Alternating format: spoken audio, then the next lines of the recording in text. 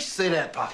Mean what I said, nigga. I'm always afraid one motherfucker, someone will say, "What you doing in that red suit, you ugly mother?"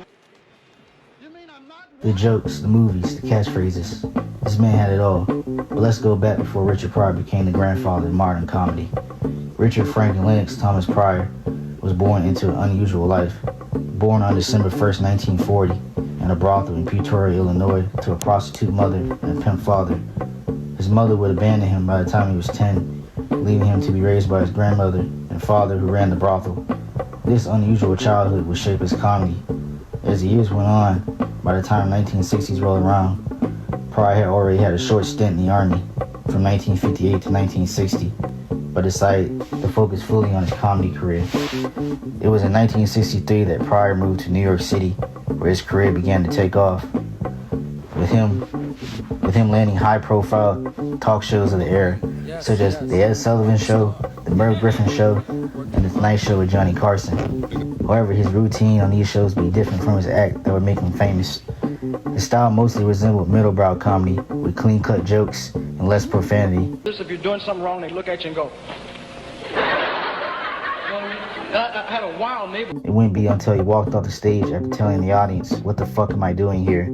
that he finally decided to switch his style to what he called being me.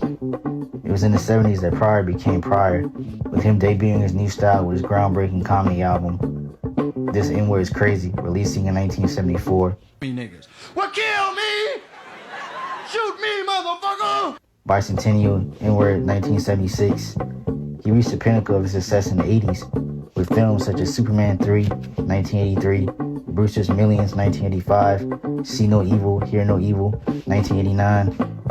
Pryor would pass away from a heart attack on December 10, 2005, after years of substance abuse, but his legacy will live on in future comedians he inspired, such as Dave Chappelle, Kevin Hart, Eddie Murphy, Chris Rock. Backstage, I gotta get to Buffalo, they won't pay me.